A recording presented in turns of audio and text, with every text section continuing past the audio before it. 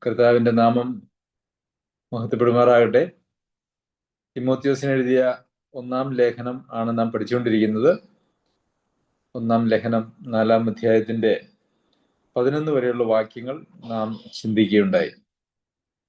ഇന്ന് 12 മുതലുള്ള വാക്യങ്ങൾ നമുക്ക് വായിച്ച് ധ്യാനിക്കുന്നതിന് സമയമെടുക്കാം. നാം ഇപ്രകാരമാണ് വായിക്കുന്നത്. 12-ാം വാക്യം: ആരും നിന്റെ യൗവനം തുച്ഛീകരിക്കരുത്. വാക്കിലും നടപ്പിലും സ്നേഹത്തിലും വിശ്വാസത്തിലും നിർമ്മലതയിലും വിശ്വാസികൾക്ക് മാതൃകയായിരിക്കുക. തിമോത്തിയോസ് ഒരു യൗവനക്കാരനാണ് എന്ന് നമുക്ക് ഇവിടെ നിന്നും മനസ്സിലാക്കുവാനായിട്ട് സാധിക്കും.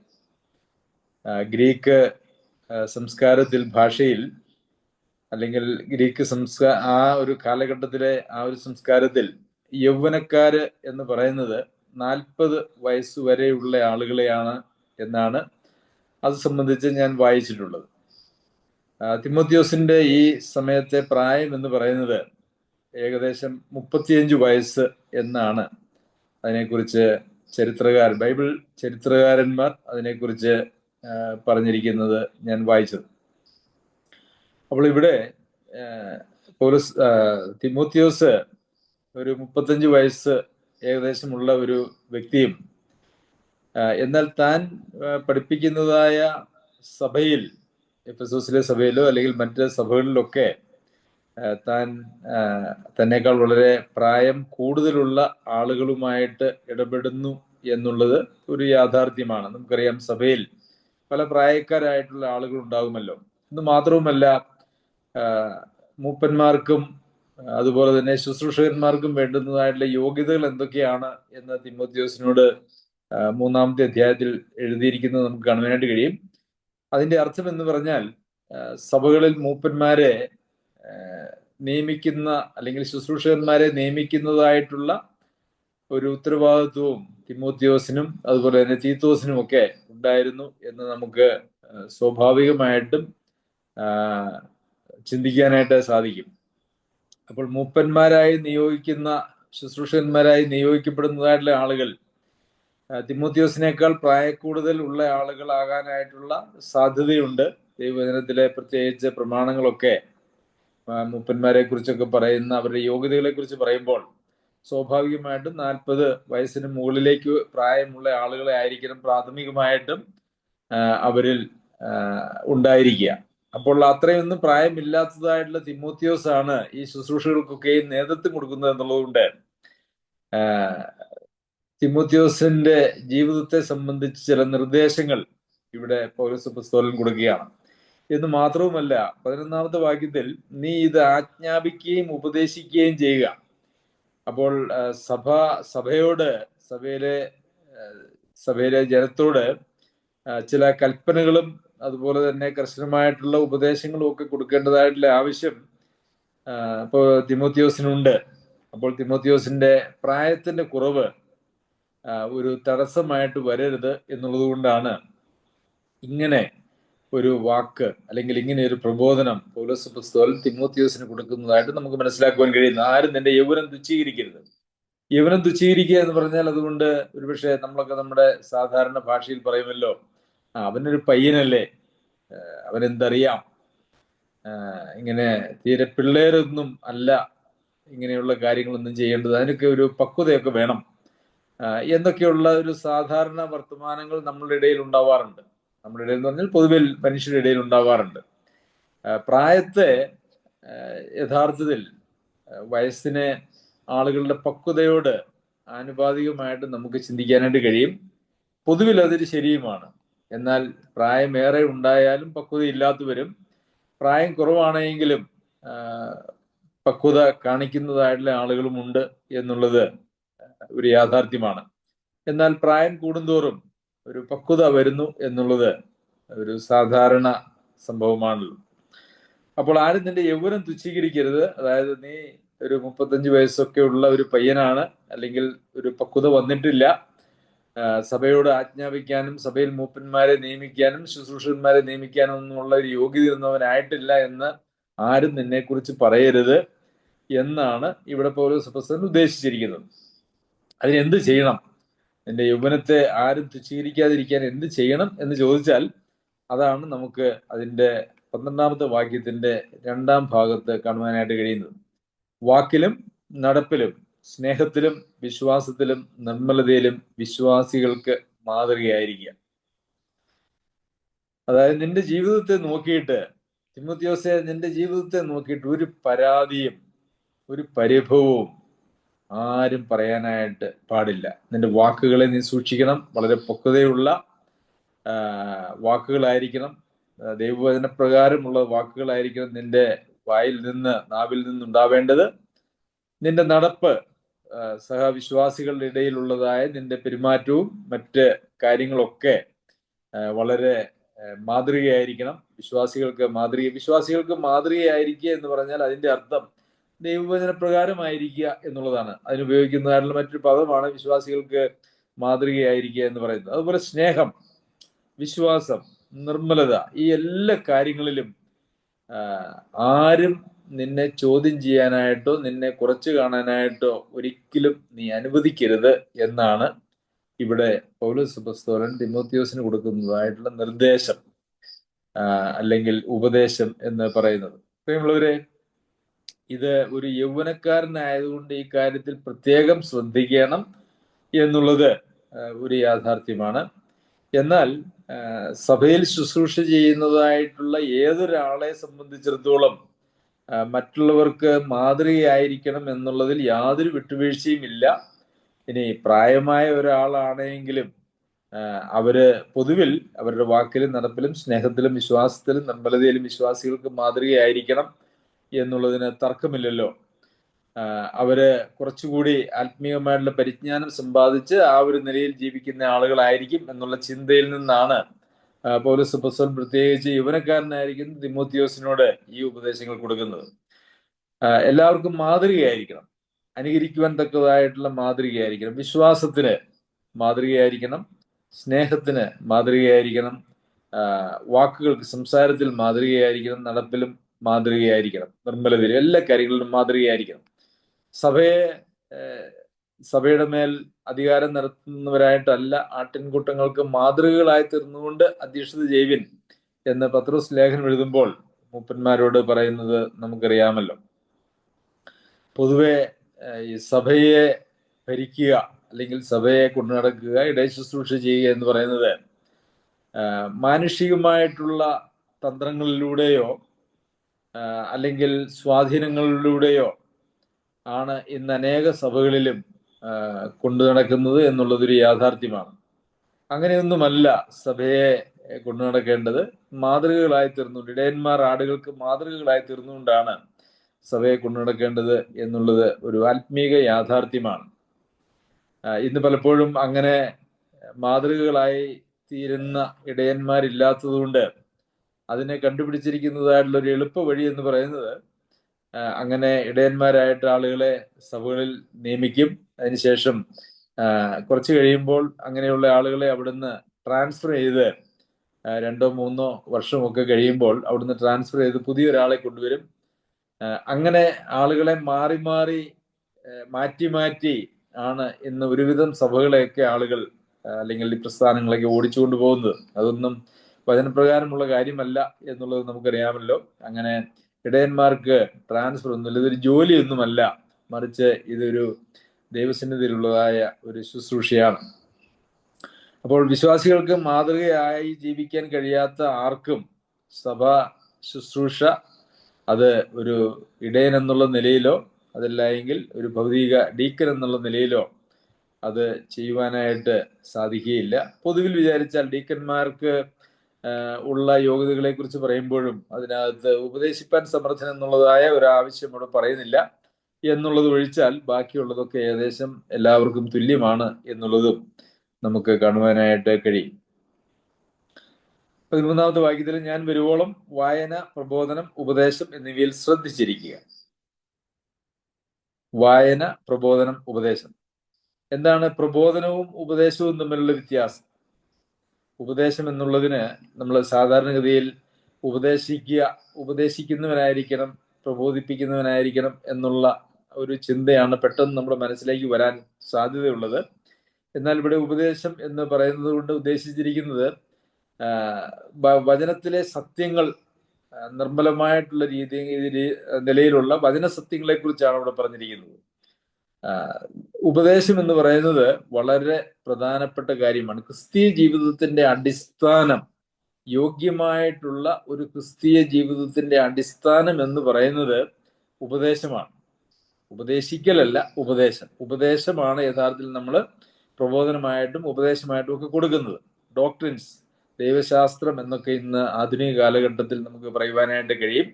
സത്യമായ കൃത്യമായിട്ടുള്ള ദൈവശാസ്ത്രത്തിന്റെ പുറത്ത് മാത്രമേ ഒരു ക്രിസ്തീയ ജീവിതത്തെ യോഗ്യമായി നമുക്ക് പടുത്തുയർത്താനായിട്ട് കഴിയുകയുള്ളൂ.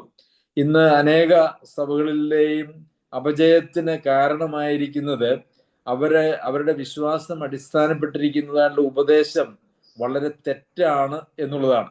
തെറ്റായിട്ടുള്ള ഉപദേശത്തിന്റെ പുറത്ത് ശരിയായിട്ടുള്ള ഒരു ക്രിസ്തീയ ജീവിതത്തെ കെട്ടിപ്പടുക്കുവാനായിട്ട് കഴിയുകയില്ല എന്നുള്ളതൊരു യാഥാർത്ഥ്യം. ഇതിന് ഇവിടെ അതുകൊണ്ടാണ് പൗലോസ് അപ്പോസ്തലൻ പറയുന്നത്, നീ വായനയിൽ നീ വളരെ ശ്രദ്ധയുണ്ടായിരിക്കണം. പിന്നെ പ്രബോധനം, ഉപദേശം. പ്രബോധനം എന്ന് പറയുന്നത് ഈ ഉപദേശത്തെ എങ്ങനെ നമ്മുടെ ദൈനംദിന ജീവിതത്തിൽ പ്രാവർത്തികമാക്കാം എന്നുള്ള കാര്യമാണ്.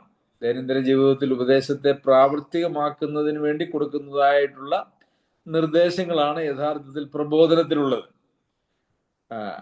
ഉപദേശം എന്ന് പറയുന്നത് ഒരു തിയറിയും അതുപോലെ തന്നെ ആ തിയറി എങ്ങനെ നമ്മുടെ ജീവിതത്തിൽ പ്രാവർത്തികമാക്കണം എന്നുള്ളതായ നിർദ്ദേശങ്ങൾ കൊടുക്കുന്നതിനെ പ്രബോധനം എന്നും നമുക്ക് പറയുവാനായിട്ട് കഴിയും. അതിന് വായന ഏറെ ആവശ്യമാണ്. വായന എന്ന് പറഞ്ഞാൽ ദൈവവചനത്തിന്റെ പഠനം, വായന. അത് നമ്മുടെ ഒരു ബുദ്ധിയുടെ തലത്തിലുള്ള ഒരു പ്രവർത്തനമായിട്ടല്ല, മറിച്ച് നമ്മുടെ ഹൃദയത്തോട് ദൈവം ഇടപെടുന്ന ഒരു നിലയിൽ. പലപ്പോഴും ദൈവവചന പഠനം എന്ന് പറയുന്നത് മനുഷ്യരുടെ ബുദ്ധിയുടെ തലത്തിൽ കിടക്കുന്ന ഒരു കാര്യമായിട്ടാണ് ഇന്ന് ഉള്ളത്. അങ്ങനെ ഒരു പരിശീലനമാണ് പൊതുവെ ആളുകൾക്ക് കൊടുക്കുന്നത്. ബൈബിൾ കോളേജുകളും സെമിനാരികളും ഒക്കെ ആ ഒരു നിലയിലാണ് മനുഷ്യരെ വാർത്തെടുക്കുന്നത്. വളരെയേറെ ഉപദേശങ്ങൾ അവരുടെ ഹൃദയത്തിൽ, അവരുടെ തലച്ചോറിൽ അവരെ ശേഖരിക്കും. അതിനുശേഷം അവര് ആ ഉപദേശങ്ങളൊക്കെ മറ്റുള്ളവരുടെ ബുദ്ധിയിലേക്ക് പകർന്നു കൊടുക്കും. എന്നാൽ നമ്മുടെ ഉപദേശം നാം സ്വീകരിക്കേണ്ടത് യഥാർത്ഥത്തിൽ നമ്മുടെ ബുദ്ധിയിലല്ല, നമ്മുടെ ഹൃദയത്തിലാണ്. ആത്മീയമായി പറഞ്ഞാൽ അതിന്റെ ഹൃദയത്തിലാണ്. നിങ്ങൾ ഹൃദയം കൊണ്ട് വിശ്വസിക്കുകയും ചെയ്താൽ എന്നാണല്ലോ രക്ഷയെക്കുറിച്ച് പറയുമ്പോൾ തന്നെ നമ്മൾ വായിക്കുന്നത്. ഹൃദയം കൊണ്ട് വിശ്വസിക്കുക. നാം ശരീരശാസ്ത്രം പഠിച്ചാൽ ഹൃദയം കൊണ്ട് ഒരിക്കലും വിശ്വസിക്കുവാനായിട്ട് കഴിയുകയില്ല. വിശ്വാസമൊക്കെ നമ്മുടെ തലച്ചോറിന്റെ പ്രവർത്തനമായിട്ടാണ് ശരീരശാസ്ത്രം, ബയോളജി പഠിപ്പിക്കുന്നത്, അല്ലെങ്കിൽ മെഡിസിൻ പഠിപ്പിക്കുന്നത്. എന്നാൽ ആ ഒരു ബയോളജിക്കലായിട്ടുള്ള അറിവല്ല, ബുദ്ധിയിലുള്ള ഒരു അറിവല്ല മനുഷ്യനെ യഥാർത്ഥത്തിൽ ആത്മീയരാക്കുന്നത്. ബുദ്ധിയിലൂടെ അവൻ കേൾക്കുന്നതായിട്ടുള്ള കാര്യങ്ങൾ അവന്റെ ആത്മാവിൽ, അവന്റെ ഹൃദയത്തിൽ വിശ്വാസമായി പരിണമിക്കുമ്പോഴാണ് അത് യഥാർത്ഥത്തിൽ അത് പ്രയോജനമായി തീരുന്നത്. ബുദ്ധിയിൽ നാം എത്ര പഠിച്ചാലും അത് നമ്മളുടെ ജീവിതത്തെ രൂപാന്തരപ്പെടുത്തുവാനായിട്ട് ഒരിക്കലും പര്യാപ്തമല്ല എന്നുള്ളത് നാം മനസ്സിലാക്കേണ്ടത് ആവശ്യമാണ്. അപ്പോൾ വായന എന്ന് പറയുന്നത് കൊണ്ട് അത് പഠിച്ച് നല്ലൊരു പ്രസംഗം നടത്തുവാനായിട്ടുള്ള വായനയല്ല, പഠിച്ച് അറിവ് സമ്പാദിക്കുവാനായിട്ടുള്ള വായനയല്ല, പഠിച്ചിട്ട് നമ്മുടെ ബുദ്ധിയുടെ വികാസത്തിന് വേണ്ടിയിട്ടുള്ളൊരു വായനയല്ല, മറിച്ച് അത് നാം ആദ്യമേ തന്നെ നമ്മുടെ ജീവിതത്തിൽ അത് അനുസരണമായി രൂപാന്തരപ്പെടുകയും നാം മറ്റുള്ളവർക്ക് മാതൃകയായി തീരുകയും അങ്ങനെ അതിനുശേഷം അല്ലെങ്കിൽ അതോട് ചേർന്നാണ് മറ്റുള്ളവരെ പഠിപ്പിക്കേണ്ടതിന് വേണ്ടി നാം തുനിയേണ്ടത്. അതല്ലാതെ നമ്മളുടെ ജീവിതത്തിൽ പ്രാവർത്തികമാക്കുവാൻ നമുക്ക് താല്പര്യമില്ലാത്തതും നമ്മുടെ ജീവിതത്തിൽ നാം അശേഷം പാലിക്കാത്തതുമായിട്ടുള്ള കാര്യങ്ങൾ മറ്റുള്ളവരെ പ്രബോധിപ്പിക്കുന്നത് തികച്ചും അപ്രസക്തമായ അല്ലെങ്കിൽ വചനവിരുദ്ധമായിട്ടുള്ള ഒരു കാര്യമാണ്. അപ്പോൾ ഉപദേശം വളരെ ശ്രദ്ധയോടുകൂടി നാം കാണേണ്ടതായിട്ടുള്ളൊരു കാര്യമാണ്. ഇന്ന് ഉപദേശപരമായിട്ടുള്ള സത്യസന്ധത ലോകത്ത് സഭകളിൽ ഇല്ല എന്നുള്ളത് വളരെ സങ്കടകരമാണ്. ഇന്ന് ധാരാളം സഭകൾ ലോകത്തുള്ളതായിട്ടുണ്ട്, സഭാ പ്രസ്ഥാനങ്ങൾ ഉണ്ടായിട്ടുണ്ട്. അതിൻ്റെയൊക്കെ അടിസ്ഥാന കാരണം എന്ന് പറയുന്നത് അവര് പിടിച്ചിരിക്കുന്നതായിട്ടുള്ള ഉപദേശത്തിന്റെ വൈരുദ്ധ്യങ്ങളാണ് അല്ലെങ്കിൽ വ്യത്യാസങ്ങളാണ്. അങ്ങനെ ഉപദേശത്തിന്റെ വ്യത്യാസം അങ്ങനെ വരാനായിട്ടുള്ള ഒരു പ്രധാന കാരണം എന്ന് പറയുന്നത് അവരുടെ പഠനങ്ങൾ പലപ്പോഴും വളരെ താത്വികമായിട്ടോ അല്ലെങ്കിൽ അവരുടെ ബുദ്ധിതലത്തിലുള്ളതായ ഒരു പരിപാടിയായിട്ടോ മാറിയിരിക്കുന്നു എന്നുള്ളത് കൊണ്ടാണ്. തർക്കങ്ങളും അല്ലെങ്കിൽ ഇന്ന് ബൈബിൾ കോളേജുകളും സെമിനാരികളും ഒക്കെ വചനം തെറ്റായി പഠിപ്പിക്കുന്നതിന് വളരെ മുഖാന്തരങ്ങളായിട്ട് തീർന്നിട്ടുണ്ട്. ഒത്തിരി ശരികൾ പഠിപ്പിക്കുന്നുണ്ട് എന്നുള്ളത് ശരിയാണ്. പക്ഷേ ഈ ഉപദേശം എന്ന് പറയുന്നത് വളരെ പ്രധാനപ്പെട്ടതാണ്. അതിന്റെ കൃത്യതയിൽ നാം മനസ്സിലാക്കുന്നില്ല എങ്കിൽ നമുക്ക് ഒരിക്കലും നല്ല ഒരു ആത്മീയ കാഴ്ചപ്പാടോ ജീവിതമോ നയിക്കുവാനായിട്ട് കഴിയില്ല. അതിന്റെ പ്രാധാന്യത്തെക്കുറിച്ച് 16-ാമത്തെ വാക്യത്തിൽ ഇനിയും നമുക്ക് ചിന്തിക്കുവാനായിട്ടുണ്ട്. അവിടെയും പൗലോസ് അപ്പോസ്തലൻ വീണ്ടും അത് എടുത്തു പറയുന്നുണ്ട്. 14-ാമത്തെ വാക്യത്തിൽ മൂപ്പന്മാരുടെ കൈവപ്പോടുകൂടി പ്രവചനത്താൽ നിനക്ക് ലഭിച്ചതായി നിന്നിലുള്ള കൃപാവരം ഉപേക്ഷയായി വിചാരിക്കാതെ നിന്റെ അഭിവൃദ്ധി എല്ലാവർക്കും പ്രസിദ്ധമായി തീരേണ്ടതിന് ഇത് കരുതുക, ഇതിൽ തന്നെ ഇരുന്നു കൊള്ളുക. അപ്പോൾ മൂപ്പന്മാരുടെ കൈവപ്പോടുകൂടി പ്രവചനത്താൽ നിനക്ക് ലഭിച്ചതായി നിന്നിലുള്ള കൃപാവരം എന്ന് പറയുമ്പോൾ മൂപ്പന്മാര് കൈവച്ചതുകൊണ്ട് ലഭിച്ച കൃപാവരം എന്നുള്ളതല്ല, പ്രവചനം കൊണ്ട് ലഭിച്ച കൃപാവരം എന്നുള്ളതുമല്ല. തിമോത്തിയോസിന്റെ കൃപാവരം എന്താണ് എന്നുള്ളതിനെ കുറിച്ച് സഭയിലെ ഇടയന്മാർ അല്ലെങ്കിൽ മൂപ്പന്മാർ മനസ്സിലാക്കുകയും തിമോത്തിയോസിനെ അങ്ങനെ ഒരു ശുശ്രൂഷയ്ക്ക് വേണ്ടിയിട്ട് നിയോഗിക്കുകയും ചെയ്തു.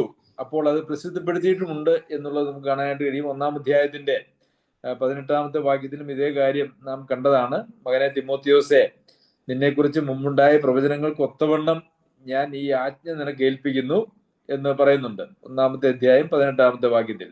അപ്പോൾ തിമോത്തിയോസിന്റെ കൃപാവരങ്ങൾ എന്താണ് എന്നുള്ളതിനെ സംബന്ധിച്ച് അവിടെയുള്ള സഭയിൽ, തിമോത്തിയോസ് അംഗമായിരുന്ന സഭയിൽ അതിനെക്കുറിച്ചുള്ള വ്യക്തമായ കാഴ്ചപ്പാടും ആ ഒരു കൃപാവരത്തിനനുസരിച്ച് തന്റെ മേൽ ഒരു കൈവെപ്പും ശുശ്രൂഷയ്ക്ക് തന്നെ നിയോഗിക്കുകയും ചെയ്തു എന്നുള്ളതാണ് നമുക്ക് കാണുവാനായിട്ട് കഴിയുന്നത്. അപ്പോൾ കൈവെപ്പോടുകൂടി തനിക്ക് ലഭിച്ചു എന്ന് പറയുന്നതായിട്ടുള്ള കൃപാവരം ഉപേക്ഷയായി വിചാരിക്കരുത്. അപ്പോൾ കൃപാവരത്തെ നമുക്ക് ഉപേക്ഷയായി വിചാരിക്കാം, കൃപാവരത്തെ ഉപയോഗിക്കാതിരിക്കാം എന്നുള്ളൊരു സാധ്യത നമുക്കിവിടെ കാണാനായിട്ട് കഴിയും. അതിനെ താലന്തുകളുടെ ഉപമയോട് ബന്ധപ്പെടുത്തിയാണ് ചിന്തിക്കുവാൻ ഞാൻ ആഗ്രഹിക്കുന്നത്. ദൈവം കൃപാവരങ്ങളെ നൽകിയിരിക്കുന്നത് അത് ഉപയോഗിക്കാതിരിക്കാനല്ല, അത് ഉപയോഗിക്കേണ്ടതിന് വേണ്ടിയാണ്. അത് നമ്മളുടെ മാനത്തിനോ ബഹുമാനത്തിനോ പ്രശസ്തിക്കോ വേണ്ടിയിട്ടല്ല, മറിച്ച് ദൈവനാമത്തിന്റെ മഹത്വത്തിനു വേണ്ടി, ദൈവജനത്തിന്റെ ഗുണത്തിനു വേണ്ടി അത് ഉപയോഗിക്കേണ്ടത് ആവശ്യമാണ്. അങ്ങനെ ദൈവം നൽകുന്ന കൃപാവരങ്ങളെ നാം ഉപയോഗിക്കാതിരുന്നാൽ, അതിനെ നാം കുഴിച്ചു മൂടിയാൽ, അതിനെക്കുറിച്ച് നമുക്ക് മത്തായി എഴുതിയ സുവിശേഷം 25-ാമത്തെ അധ്യായത്തിൽ നാം പല പ്രാവശ്യം വായിക്കുകയും കേൾക്കുകയും പഠിക്കുകയും ചെയ്തിട്ടുള്ളതായ കാര്യമാണ്. അത് ദൈവം വളരെ ഗൗരവമായിട്ട് കാണുന്ന ഒരു കാര്യമാണ് എന്ന് നമുക്കറിയാമല്ലോ. അപ്പോൾ കൃപാവരത്തെ ഉപേക്ഷയായി വിചാരിക്കരുത്. നിന്റെ അഭിവൃദ്ധി എല്ലാവർക്കും പ്രസിദ്ധമായി തീരേണ്ടതിന് ഇത് കരുതുക, ഇതിൽ തന്നെ ഇരുന്നു കൊള്ളുക. അപ്പോൾ അഭിവൃദ്ധി എല്ലാവർക്കും പ്രസിദ്ധമായി തീരേണ്ടതിന്, നിന്റെ അഭിവൃദ്ധി എല്ലാവർക്കും നീ പ്രസിദ്ധമാക്കണം എന്നല്ല അവിടെ പറഞ്ഞിരിക്കുന്നത്. പലപ്പോഴും ആളുകൾക്ക് അവരുടെ അറിവുകൾ അല്ലെങ്കിൽ അവരുടെ ആത്മീയമായ അവസ്ഥയൊക്കെ എല്ലാവരെയും ഒന്ന് അറിയിച്ച് അവരുടെ മുമ്പിൽ ഒരു പ്രശസ്തി നേടുക എന്ന് പറയുന്നത് പൊതുവെ ആളുകളുടെ ഒരു മനോഭാവമാണ്, ആളുകളുടെ രീതിയാണ്. എന്നാൽ അങ്ങനെ പ്രശസ്തിക്ക് വേണ്ടിയിട്ട് എന്തെങ്കിലും ചെയ്യണമെന്നുള്ളതല്ല, മറിച്ച് ഈ വായനയിലും പ്രബോധനത്തിലും ഉപദേശത്തിലും ഒക്കെ കൃത്യതയോടുകൂടി ശ്രദ്ധിക്കുകയും നിലനിൽക്കുകയും ചെയ്യുമ്പോൾ സ്വാഭാവികമായിട്ടും ഇങ്ങനെയുള്ള ഒരു അഭിവൃദ്ധി, ആത്മീയമായിട്ടുള്ള അഭിവൃദ്ധി തിമോത്തിയോസിന്റെ ജീവിതത്തിൽ ഉണ്ടായിട്ടുണ്ട് എന്നുള്ളത് എല്ലാവരും അറിയുവാനിടയാകും. അതാണ് അവിടെ അറിയിക്കണമെന്നല്ല, പക്ഷെ അത് പ്രസിദ്ധമായി തീരും. കാരണം തന്റെ കൃപാവരത്തെ താൻ ഉപയോഗിക്കുകയും അതുവഴി ദൈവസഭയും ദൈവജനവും ആത്മീയമായിട്ട് അഭിവൃദ്ധി പ്രാപിക്കുകയും ചെയ്യുമ്പോൾ അതിനെ സംബന്ധിച്ച, അത് ചെയ്തതായിട്ടുള്ള ആളെ സംബന്ധിച്ചതായിട്ടുള്ള പ്രസിദ്ധിയും അങ്ങനെ സ്വാഭാവികമായിട്ടും അതിനോട് ചേർന്ന് വരും. അതിനെന്ത് ചെയ്യണം? വായന, പ്രബോധനം, ഉപദേശം, ഈ 3 കാര്യങ്ങൾ ശ്രദ്ധിച്ചിരിക്കണം. ഇതിൽ തന്നെ ഇത് കരുതുക, ഇതിൽ തന്നെ ഇരുന്നു കൊള്ളുക. അപ്പോൾ പ്രബോധനവും ഉപദേശവും, പ്രബോധനം എന്ന് പറയുന്നത് തന്റെ ഒരു കൃപാവരമായിട്ട് ആളുകൾ കണ്ടതായിട്ടുള്ള കാര്യമാണ്. അങ്ങനെ ഒരു നിയോഗവും തനിക്ക് ലഭിച്ചിട്ടുണ്ട്. അപ്പോൾ അതിനെ ഉപേക്ഷയായി വിചാരിക്കരുത്, ശ്രദ്ധയോടുകൂടി. അതുകൊണ്ട് അപ്പോൾ ഒരു കൃപാവരം ഉണ്ട് എങ്കിൽ ആ കൃപാവരം ജ്വലിപ്പിക്കുക എന്ന് പറഞ്ഞ് നാം വായിക്കുന്നുണ്ട്. എങ്ങനെയാണ് കൃപാവരത്തെ ജ്വലിപ്പിക്കുന്നത് എന്ന് ചോദിച്ചാൽ നമുക്ക് അതിനുള്ള ഉത്തരമാണ് ഈ 13-ാമത്തെ വാക്യത്തിലുള്ളത്. പ്രബോധനത്തിനുള്ള അല്ലെങ്കിൽ ടീച്ചിങ്ങിനുള്ള, ദൈവവചന പഠിപ്പിക്കുവാനായിട്ടുള്ള ഒരു കൃപാവരം ഉണ്ടെങ്കിൽ അതിന് വായനയും കൃത്യമായിട്ടുള്ള ഉപദേശത്തിന്റെ ധാരണയും അതിന് ഉണ്ടാകേണ്ടത് ആവശ്യമാണ്. കൃപാവരത്തെ ജ്വലിപ്പിക്കുന്നത് അങ്ങനെയാണ്.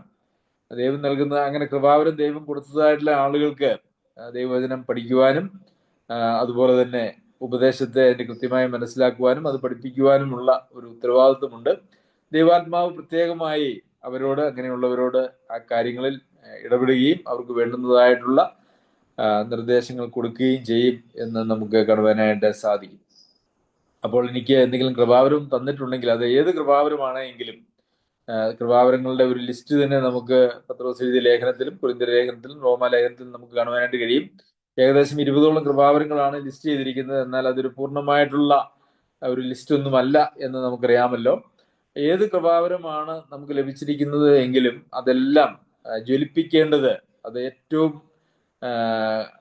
നാം ഉപയോഗിക്കേണ്ടത് വളരെ ആവശ്യമാണ്. ജ്വലിപ്പിക്കേണ്ടാത്തതായിട്ടുള്ള ഒരു കൃപാവരവുമില്ല. ഒരു ഉദാഹരണം, സഹായം ചെയ്യാനുള്ള വരം ദൈവം നമുക്ക് നൽകിയിട്ടുണ്ട് എങ്കിൽ നാം അതിൽ വളരെ ശ്രദ്ധയോടെ സഹായം ആവശ്യമായിട്ടുള്ള ആളുകളുടെ അടുക്കിലേക്ക്, ഏത് നിലയിലുള്ള സഹായവും ആവശ്യമായിട്ടുള്ള ആളുകളുടെ അടുക്കിലേക്ക് നാം അത് ചെയ്താണ് യഥാർത്ഥത്തിൽ അങ്ങനെ ഒരു കൃപാവരം നമ്മിൽ ജ്വലിച്ചു വരുന്നതിന് കാരണമായി തീരുന്നത്. നമുക്കറിയാമല്ലോ, ഒരു തീ നമ്മൾ ഊതിയാണ് ആ തീയെ നമ്മൾ ജ്വലിപ്പിക്കുന്നത് എന്ന് പറഞ്ഞതുപോലെ നമ്മുടെ കൃപാവരം നാം ധാരാളമായിട്ട് ഉപയോഗിക്കുമ്പോഴാണ് നാം അതിൽ കൂടുതൽ ശ്രദ്ധയുള്ളവരും അത് കൂടുതൽ കൃപയോടുകൂടിയും ഉപയോഗിക്കാനായിട്ടും ഒക്കെ നമുക്ക് സാധിക്കുക. അല്ല എങ്കിൽ കൃപാവരത്തെ നാം നിഷേധിച്ചുവെന്നോ അല്ല എങ്കിൽ ഉപേക്ഷയായി വിചാരിച്ചുവെന്നോ ദൈവം വിധിക്കുവാനായിട്ട് ഇടയാകും. ഞാൻ നേരത്തെ സൂചിപ്പിച്ചതുപോലെ ഉപദേശത്തെക്കുറിച്ച് 16-ാമത്തെ വാക്യത്തിൽ വീണ്ടും വരുന്നുണ്ട്. നിന്നെ തന്നെയും ഉപദേശത്തെയും സൂക്ഷിച്ചു കൊള്ളുക. ഇവിടെ പൗലോസ് അപ്പോസ്തലൻ പറയുകയാണ്, നിന്നെ തന്നെ സൂക്ഷിക്കണം. എങ്ങനെയാണ് നിന്നെ തന്നെ സൂക്ഷിക്കേണ്ടത്? അതാണ് നാം ഈ ഇന്നത്തെ നമ്മുടെ ക്ലാസ് തുടങ്ങിയപ്പോൾ 12-ാമത്തെ വാക്യത്തിൽ നാം കണ്ടത് അതാണ്. വാക്കിലും നടപ്പിലും സ്നേഹത്തിലും വിശ്വാസത്തിലും നിർമ്മലതയിലും വിശ്വാസികൾക്ക് മാതൃകയായി തീരുന്നതിലൂടെയാണ് നിന്നെ തന്നെ നീ സൂക്ഷിക്കേണ്ടത്. അതായത് പിശാചിന്റെ കെണിയിലൊന്നും പെടാതെ മറ്റാർക്കും മാതൃകയില്ലാത്തതായ ഒരു കാര്യവും നിന്റെ ജീവിതത്തിൽ ഉണ്ടാവാതെ എല്ലാവർക്കും മാതൃകയുള്ളതായ ഒരു ജീവിതം നിനക്ക് ഉണ്ടായിരിക്കണം. അതുകൊണ്ട് നിന്നെ തന്നെ സൂക്ഷിക്കണം. പലപ്പോഴും നമ്മെ തന്നെ സൂക്ഷിക്കുന്നതിൽ പരാജയപ്പെട്ടാൽ അത് വലിയ പ്രതിസന്ധി നമ്മുടെ ജീവിതത്തിൽ ഉളവാക്കും.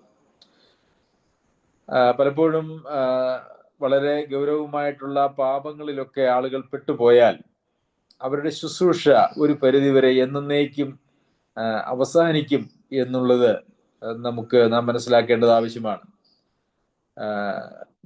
ഒരു ഇടയന്മാരായിട്ടോ അതല്ല എങ്കിൽ ഡീക്കന്മാരായിട്ടോ ഒക്കെ ഉള്ള ശുശ്രൂഷ, അതല്ലെങ്കിൽ തന്നെ ഇത് ഇടയന്മാരുടെ ശുശ്രൂഷ മാത്രമല്ല, പ്രബോധനം എന്നൊക്കെ പറയുന്നത് യഥാർത്ഥത്തിൽ സഭയിൽ എല്ലാവർക്കും ഉള്ളതായ ശുശ്രൂഷ തന്നെയാണ്. നാൾതോറും അന്യോന്യം പ്രബോധിപ്പിച്ചുകൊള്ളുവിൻ എന്ന് പറയുമ്പോൾ പ്രബോധനം എന്ന് പറയുന്നത് എല്ലാവരുടെയും ഉത്തരവാദിത്വമാണ്. എന്നാൽ ദൈവം ചിലർക്ക് വരമായി അത് നൽകിയിട്ടുണ്ട് എന്നുള്ളതാണ്. അപ്പോൾ ഏതൊരു വിശ്വാസിയെ സംബന്ധിച്ചിടത്തോളം അവര് ഏതെങ്കിലും വളരെ പ്രമാദമായിട്ടുള്ള പാപങ്ങളിലൊക്കെ പെട്ടുപോയാൽ അവർക്ക് ആ ശുശ്രൂഷ തുടർന്ന് ചെയ്യുന്നതിന് അത് തടസ്സമായി തീരും എന്നുള്ളതൊരു യാഥാർത്ഥ്യമാണ്. അപ്പൊ അതുകൊണ്ട് നിന്നെ തന്നെ സൂക്ഷിക്കുക എന്ന് പറയുന്നതിന് വളരെ പ്രാധാന്യമുണ്ട്. മാതൃകയില്ലാത്തതായിട്ടുള്ള ദുർമാതൃകയായ സംഭവങ്ങൾ നമ്മളുടെ ജീവിതത്തിൽ ഉണ്ടായാൽ ദൈവം മാനസാന്തരപ്പെടുമ്പോൾ നമ്മളോട് ക്ഷമിക്കുമെങ്കിലും അതിന് ആ പാപത്തിന് ചില പ്രത്യാഘാതങ്ങളുണ്ട്, കോൺസിക്വൻസസ്, പ്രത്യാഘാതങ്ങളുണ്ട്. അത് നമ്മെ വിട്ടുമാറാതെ ഇരിക്കും. ഒരു ഉദാഹരണത്തിന്, ഏതെങ്കിലും ഒരു കൊലപാതകത്തിലോ വ്യഭിചാരത്തിലോ ഒക്കെ ആളുകൾ പിടിക്കപ്പെടുകയും അത് പരസ്യമാവുകയോ ഒക്കെ ചെയ്യുമ്പോൾ അത് മറ്റുള്ളവരെല്ലാം അറിഞ്ഞാൽ, മാനസാന്തരപ്പെട്ടാൽ ദൈവം ക്ഷമിക്കുമെന്നുള്ളൊരു കാര്യം ശരിയാണ്. എന്നാൽ മറ്റുള്ളവരുടെ ഓർമ്മയിൽ നിന്നോ ഒന്നും അത് അങ്ങനെ അത്ര എളുപ്പം പോവുകയില്ല. അത് പാപത്തിന്റെ ഒരു പരിണിത ഫലമാണ്. അപ്പോൾ ഒരാൾ ഒരു കൊലപാതകം ചെയ്തു, അദ്ദേഹം മാനസാന്തരപ്പെട്ടു, ദൈവം ക്ഷമിച്ചു എന്ന് വിചാരിച്ചുകൊണ്ട് നമ്മുടെ നീതിപീഠം ക്ഷമിച്ചു കൊള്ളണമെന്നില്ല. ആ കൊലപാതകത്തിന് തക്കതായിട്ടുള്ള ഒരു ശിക്ഷ നീതിപീഠം കൊടുക്കും എന്നുള്ളത് നമുക്കറിയാമല്ലോ. ഏതൊരു പാപത്തിനും ദൈവം ക്ഷമിക്കുമെങ്കിലും അതിനൊരു പരിണിത ഫലം ഉണ്ട് എന്നുള്ളത് ഒരിക്കലും നമുക്ക് മറക്കുവാനായിട്ട് പാടില്ല. അതുകൊണ്ട് നമ്മെ ഓരോരുത്തരെയും നാം സൂക്ഷിക്കേണ്ടത് വളരെ പ്രാധാന്യമുള്ളതായ കാര്യമാണ്. നമ്മളുടെ വാക്കിൽ നാം സൂക്ഷിക്കണം, അതുപോലെ തന്നെ നമ്മുടെ നടപ്പിൽ നാം സൂക്ഷിക്കണം, സ്നേഹത്തിന്റെ കാര്യത്തിൽ നാം സൂക്ഷിക്കണം, വിശ്വാസത്തിന്റെ കാര്യത്തിൽ, നിർമ്മലതയുടെ കാര്യത്തിലും എല്ലാം നാം സൂക്ഷിക്കേണ്ടത് ആവശ്യമാണ്. രണ്ടാമത്, ഉപദേശത്തെയും സൂക്ഷിച്ചുകൊള്ളുക. നമ്മളൊരു ഉപദേശത്തെ സൂക്ഷിക്കുക എന്ന് പറയുന്നത്, നമുക്ക് ഉപദേശത്തെ സൂക്ഷിക്കണമെങ്കിൽ സത്യമായ ഒരു ഉപദേശം ഒന്നാമത് നമ്മുടെ കയ്യിൽ ഉണ്ടായിരിക്കണമല്ലോ. നമ്മുടെ കയ്യിൽ ഉള്ളതിനെയല്ലേ നമുക്ക് സൂക്ഷിക്കുവാനായിട്ട് കഴിയുള്ളൂ. ഇന്ന് നമുക്ക് സമൂഹത്തിൽ, ക്രിസ്തീയ ലോകത്ത് കാണുന്നതായിട്ടുള്ള ഏറ്റവും വലിയ പ്രശ്നം എന്ന് പറയുന്നത് സത്യമായിട്ടുള്ള ഉപദേശം ഇന്ന് ഇല്ല എന്നുള്ളതാണ്. ഇല്ലാത്തൊരു കാര്യത്തെ സൂക്ഷിക്കുവാനായിട്ട് കഴിയുകയില്ല എന്നുള്ളത് സാമാന്യ യുക്തിയാണല്ലോ. ഉപദേശമൊക്കെ പഠിക്കാനായിട്ട് ഇന്ന് ആളുകൾക്ക് വലിയ താല്പര്യവുമില്ല എന്നുള്ളതും വളരെ സങ്കടകരമായിട്ടുള്ളൊരു കാര്യമാണ്. ഉപദേശം നാം കൃത്യമായിട്ട് അത് മനസ്സിലാക്കുകയും ആ ഉപദേശത്തിൽ നാം നിലനിൽക്കുകയും ചെയ്യേണ്ടത് ആവശ്യമാണ്. പിന്നെ ഇന്ന് നാം അഭിമുഖീകരിക്കുന്ന മറ്റൊരു വലിയ പ്രശ്നം എന്ന് പറയുന്നത്, ഇന്ന് ഓരോ സഭകളിലും അവരവർ പഠിപ്പിക്കുന്ന ഉപദേശം ഏറ്റവും സത്യമാണ് എന്ന് വിചാരിക്കുകയും അത് വിട്ടുപോകരുത്, അതാണ് സത്യ ഉപദേശമെന്ന് അതാത് സഭകളിൽ പഠിപ്പിക്കുകയും ചെയ്യുമ്പോൾ യഥാർത്ഥത്തിൽ ഒരു വലിയ പ്രതിസന്ധിയാണ് ഇന്ന് ആത്മാർത്ഥമായി ദൈവത്തെ പിന്തുടരുവാൻ ആഗ്രഹിക്കുന്നവർക്ക് പോലും ഉണ്ടാകുന്നത്. കാരണം സത്യമാണ് എന്ന് അസത്യത്തെക്കുറിച്ചാണ് പലപ്പോഴും പല സഭകളിലും ഇന്ന് ആളുകൾ ചിന്തിച്ച് വശായിരിക്കുന്നത്. അപ്പോൾ അതുകൊണ്ട് എന്താണ് ചെയ്യേണ്ടത്? സത്യമായിട്ടുള്ള വചനം എങ്ങനെയാണ് നമുക്ക് മനസ്സിലാക്കാൻ കഴിയുന്നത് എന്ന് ചോദിച്ചാൽ, അത് ദൈവാത്മാവ് നാം ആത്മാവിനെ അനുസരിച്ച് നടക്കുകയും നാം ദൈവിക വഴിയിൽ ജീവിക്കുകയും ചെയ്യുന്നവരാണെങ്കിൽ ഉപദേശത്തിന്റെ സത്യസന്ധതയെ, എൻ്റെ സഭയിൽ പഠിപ്പിക്കുന്നതായിട്ടുള്ള ഉപദേശം അത് സത്യമാണോ അല്ലയോ എന്ന് ദൈവത്തിന്റെ ആത്മാവ് തന്നെ നമുക്ക് ബോധ്യങ്ങളെ തരുമെന്നുള്ളതാണ്. വചനത്തിലും അങ്ങനെയാണല്ലോ. യോഹന്നാൻ എഴുതിയ 1-ാമത്തെ ലേഖനത്തില് നാം അങ്ങനെ തന്നെയാണ് വായിക്കുന്നത്. അത് ദുരുപദേശത്തെക്കുറിച്ചും കള്ളപ്രവാചകന്മാരെ കുറിച്ചും ഒക്കെ പറയുന്ന ഭാഗത്താണ്, അതിന്റെ പശ്ചാത്തലത്തിലാണ് അത് പറഞ്ഞിരിക്കുന്നത്. നിങ്ങളെ ആരും ഉപദേശിപ്പാനായിട്ട് ആവശ്യമില്ല, നിങ്ങളിലുള്ള അഭിഷേകം തന്നെ നിങ്ങളെ അത് പഠിപ്പിക്കുന്നുവെന്ന്. അതായത് സത്യമായിട്ടുള്ള ഉപദേശം എന്ത് എന്നുള്ളത് നിങ്ങളിലുള്ള അഭിഷേകം തന്നെ പഠിപ്പിക്കുന്നു എന്നാണ് അവിടെ നമുക്ക് കാണുവാൻ കഴിയുന്നത്. അപ്പോൾ ദൈവാത്മാവിന്റെ നിറവിലും നിയന്ത്രണത്തിലും ജീവിക്കുന്നതായിട്ടുള്ള ആളുകളെ സംബന്ധിച്ചിടത്തോളം അവരെ പഠിപ്പിക്കുന്നതായിട്ടുള്ള ഉപദേശം ശരിയോ തെറ്റോ എന്ന് മനസ്സിലാക്കുവാനായിട്ട് ദൈവാത്മാവിന്റെ സഹായം അവർക്കുണ്ടാകും എന്നുള്ളത് മാത്രമേ നമുക്ക് അതിനെക്കുറിച്ച് പറയുവാനായിട്ട് കഴിയുകയുള്ളൂ. എന്നാൽ നമ്മളെ സംബന്ധിച്ചിടത്തോളം ഉപദേശത്തെ സംബന്ധിക്കുന്ന എന്തെങ്കിലും സംശയങ്ങളോ പ്രശ്നങ്ങളോ ഉണ്ടെങ്കിൽ ചർച്ച ചെയ്യുന്നതിനും ശരിയായിട്ടുള്ള ഒരു കാഴ്ചപ്പാടിലേക്ക് വരുന്നതിനും നമുക്ക് ഒരു സമ്പൂർണ്ണ സ്വാതന്ത്ര്യമുണ്ട്. ഏതെങ്കിലും ഒരു പ്രസ്ഥാനവൽക്കരിക്കപ്പെട്ട സഭയുടെ ഭാഗമായി നാം നിൽക്കാത്തത് കൊണ്ട് അങ്ങനെ ഉള്ള ഏതെങ്കിലും ഒരു സഭയുടെ ഉപദേശത്തിന് പിന്നാലെയല്ല, ദൈവവചനത്തിൽ പറഞ്ഞിരിക്കുന്നതായിട്ടുള്ള കൃത്യമായിട്ടുള്ള ഉപദേശം അത് നമുക്ക് മനസ്സിലാക്കുന്നതിനും അത് നാം പിടിക്കുന്നതിനും അതനുസരിക്കുന്നതിനും നമുക്ക് യാതൊരു തടസ്സങ്ങളും ഇന്ന് ഇല്ലാത്തതുമാണ്. അപ്പോൾ ഉപദേശത്തെ സൂക്ഷിക്കണം എന്ന് പറയുന്നത് വളരെ പ്രധാനമാണ്. ഞാൻ നേരത്തെ സൂചിപ്പിച്ചതുപോലെ ഒരു ശരിയായിട്ടുള്ള ക്രിസ്തീയ ജീവിതം അടിസ്ഥാനപ്പെട്ടിരിക്കുന്നത് ശരിയായ ഉപദേശത്തിൽ മാത്രമാണ്. ഉപദേശത്തിൽ തെറ്റിയിട്ട് ക്രിസ്തീയ ജീവിതത്തിൽ ശരിയാകുവാനായിട്ട് ഒരിക്കലും സാധിക്കുകയില്ല. അതുകൊണ്ടാണ് ഏതൊരു ലേഖനവും എടുത്ത് നോക്കിയാൽ ആദ്യം അപ്പോസ്തലന്മാർ പഠിപ്പിക്കുന്നത് പ്രായോഗിക ജീവിതത്തെ കുറിച്ചല്ല, മറിച്ച് ഉപദേശത്തെ കുറിച്ചാണ്. ഉപദേശമാണ് ആദ്യം പഠിപ്പിക്കുന്നത് എന്ന് മാത്രവുമല്ല, ലേഖനങ്ങളിലൊക്കെയുള്ള ഭൂരിഭാഗം എഴുത്തുകളും അല്ലെങ്കിൽ ഭൂരിഭാഗം ഭാഗവും ഉപദേശത്തെ കുറിച്ചാണ്, പ്രായോഗിക ജീവിതത്തെ കുറിച്ചല്ല. പ്രായോഗിക ജീവിതത്തെ കുറിച്ചും ഉണ്ട് എന്നുള്ളത് നമുക്കറിയാമല്ലോ. നാം അതിനെക്കുറിച്ച് പല പ്രാവശ്യം സൂചിപ്പിച്ചിട്ടുള്ളതാണ്. അതിന്റെ കാരണം എന്തിനാണ് ഉപദേശത്തിന് അപ്പോസ്തലന്മാർ ഇത്രയേറെ പ്രാധാന്യം കൊടുക്കുന്നതെന്ന് ചോദിച്ചാൽ, സത്യമായുള്ള ഉപദേശത്തിലൂടെ അല്ലാതെ സത്യമായ ശരിയായ ക്രിസ്ത്യ ജീവിതം അസാധ്യമാണ് എന്നുള്ളത് തന്നെയാണ്. അതുകൊണ്ട് തന്നെ ഈ ഉപദേശത്തിന് നാം ഏറെ പ്രാധാന്യം കൊടുക്കുന്നുണ്ട്. നാം ക്രമമായി ദൈവവചനം ഈ നിലയിൽ പഠിക്കുന്നതിന്റെ ഒരു ആവശ്യവും അതിൻ്റെ ഉദ്ദേശവും എന്ന് പറയുന്നത് ഉപദേശം നാം എല്ലാവരും കൃത്യമായിട്ട് മനസ്സിലാക്കിയിരിക്കണം എന്നുള്ളത് കൊണ്ട് തന്നെയാണ്. ഉപദേശത്തെ കൃത്യമായിട്ട് മനസ്സിലാക്കിയാൽ മാത്രമേ ആ ഉപദേശത്തിന്റെ അടിസ്ഥാനത്തിൽ നമുക്ക് മറ്റുള്ളവരെ പ്രബോധിപ്പിക്കുവാനായിട്ട് കഴിയുള്ളൂ. പലപ്പോഴും ഞാൻ കഴിഞ്ഞ എൻ്റെ 43 വർഷത്തെ ക്രിസ്ത്യ ജീവിതത്തിൽ ഞാൻ ശ്രദ്ധിച്ചതായിട്ടുള്ള ഒരു കാര്യം, പലപ്പോഴും ആളുകൾ സഭയിലും അല്ലെങ്കിൽ അങ്ങോട്ടും ഇങ്ങോട്ടും ഒക്കെ സംസാരിക്കുമ്പോഴും അവരുടെ ഉപദേശം, അവരുടെ പ്രബോധനം എന്ന് പറയുന്നത് ദൈവവചനത്തിലെ പ്രമാണങ്ങൾക്ക് നിരക്കുന്നതായിട്ടല്ല പലപ്പോഴും കാണുന്നത്. അതിനുള്ള അടിസ്ഥാന പ്രശ്നം എന്ന് പറയുന്നത് ദൈവവചനത്തിലെ സത്യമായ ഉപദേശത്തെ അവര് മനസ്സിലാക്കിയിട്ടില്ല എന്നുള്ളതാണ്. അതുകൊണ്ട് പ്രിയമുള്ള ഉപദേശത്തെ നാം പഠിക്കുക എന്ന് പറയുന്നത് ഏറെ പ്രാധാന്യമുള്ളതായിട്ടുള്ള കാര്യമാണ്. ഇതിൽ ഉറച്ചു നിൽക്കുക. ഏതിൽ? ഉപദേശത്തെയും നിന്നെ തന്നെയും സൂക്ഷിക്കുക എന്ന് പറയുന്നതിൽ നിന്ന് ഉറച്ചു നിൽക്കുക, അതിൽ തന്നെ തുടരുക. ഇംഗ്ലീഷിൽ അതിനെ വായിച്ചാൽ അതിൽ ഉറച്ചു നിൽക്കുക എന്ന് പറയുന്നതിന്റെ മറ്റൊരു അർത്ഥമായിട്ട് നമുക്ക് പറയാൻ കഴിയുന്ന കാര്യം അതിൽ തന്നെ തുടരുക. അങ്ങനെ ചെയ്താൽ നീ നിന്നെയും നിന്റെ പ്രസംഗം കേൾക്കുന്നവരെയും രക്ഷിക്കും. അപ്പോൾ നമ്മെ തന്നെയും ഉപദേശത്തെയും സൂക്ഷിക്കുകയും അതിൽ ഉറച്ചു നിൽക്കുകയും തുടരുകയും ചെയ്താൽ നീ നിന്നെയും നിന്റെ പ്രസംഗം കേൾക്കുന്നവരെയും രക്ഷിക്കും. സത്യ ഉപദേശമാണ് ഒരു മനുഷ്യന്റെ രക്ഷയ്ക്ക് അടിസ്ഥാനം എന്ന് പറയുന്നത്. ഗലാത്യർക്ക് ലേഖനം എഴുതുമ്പോൾ പൗലോസ് അപ്പോസ്തലൻ ഇപ്രകാരമാണ് പറയുന്നത്: ഞാൻ നിങ്ങളോട് പ്രസംഗിച്ചതിന് വിരുദ്ധമായി ഞങ്ങൾ തന്നെയോ സ്വർഗത്തിൽ നിന്നൊരു ദൂതൻ വന്ന് നിങ്ങളോട് സുവിശേഷം പ്രസംഗിച്ചാൽ അവൻ ശപിക്കപ്പെട്ടവൻ. എന്ന് വെച്ചാൽ സുവിശേഷം അതിൻ്റെ ഏറ്റവും നിർമ്മലമായിട്ടുള്ള രീതിയിൽ മനസ്സിലാക്കുകയും അതിന് വിധേയപ്പെടുകയും ചെയ്യുമ്പോൾ മാത്രമാണ്, ആ സുവിശേഷത്തിൽ നിൽക്കുമ്പോൾ മാത്രമാണ്, ആ ഉപദേശത്തിൽ നിൽക്കുമ്പോൾ മാത്രമാണ് മനുഷ്യന്റെ രക്ഷ എന്ന് പറയുന്നത് നടക്കുന്നത്. അതുകൊണ്ട് എന്തെങ്കിലുമൊക്കെ കേട്ടു, എന്തെങ്കിലുമൊക്കെ വിശ്വസിച്ചു, എങ്ങനെയെങ്കിലുമൊക്കെ ജീവിച്ചു എന്ന് പറഞ്ഞാൽ അത് ഇവിടെ 16-ാമത്തെ വാക്യത്തിന്റെ 2-ാം ഭാഗത്ത് നാം വായിക്കുന്നതിന് വിരുദ്ധമായി തീരും. പ്രിയമുള്ളവരെ, നമ്മെ തന്നെയും ശരിയായിട്ടുള്ള വചനത്തിലെ ഉപദേശത്തെയും സൂക്ഷിക്കുകയും അതിൽ ഉറച്ചു നിൽക്കുകയും ചെയ്താൽ നമുക്ക് തന്നെയും നമ്മുടെ വാക്ക് കേൾക്കുന്നവരെയും രക്ഷിക്കാനായിട്ട് സാധിക്കും. എന്തെങ്കിലും തെറ്റായിട്ടുള്ള കാര്യങ്ങൾ നാം പിടിക്കുകയോ തെറ്റായിട്ടുള്ള ജീവിത വഴിയിലേക്ക് നാം പോവുകയോ ചെയ്താൽ ഇതിന്റെ മറുവശമാണ് ഞാൻ പറയുന്നത്, നമ്മെ തന്നെയും നമ്മുടെ പ്രസംഗം കേൾക്കുന്നവരെയും രക്ഷിക്കുവാനായിട്ട് കഴിയുകയില്ല. ദൈവം നമ്മെ സഹായിക്കട്ടെ. ദൈവവചനം എത്രത്തോളം പ്രാധാന്യമുള്ളതാണ് എന്ന് നാം മനസ്സിലാക്കണം. അതുപോലെ തന്നെ നമ്മുടെ ജീവിതത്തിന്റെ മാതൃക എന്ന് പറയുന്നത് എത്രത്തോളം പ്രാധാന്യമുള്ളതാണ് എന്ന് നാം മനസ്സിലാക്കണം. ദൈവം ഈ വചനങ്ങളാൽ ഒരു ദൈവപ്രസാദമായിട്ടുള്ള ക്രിസ്ത്യ ജീവിതം നയിക്കുന്നതിന് നമ്മെ പ്രാപ്തരാക്കട്ടെ. കർത്താവിന്റെ അതിപരിശുദ്ധ നാമം വാഴ്ത്തപ്പെടുമാറാകട്ടെ.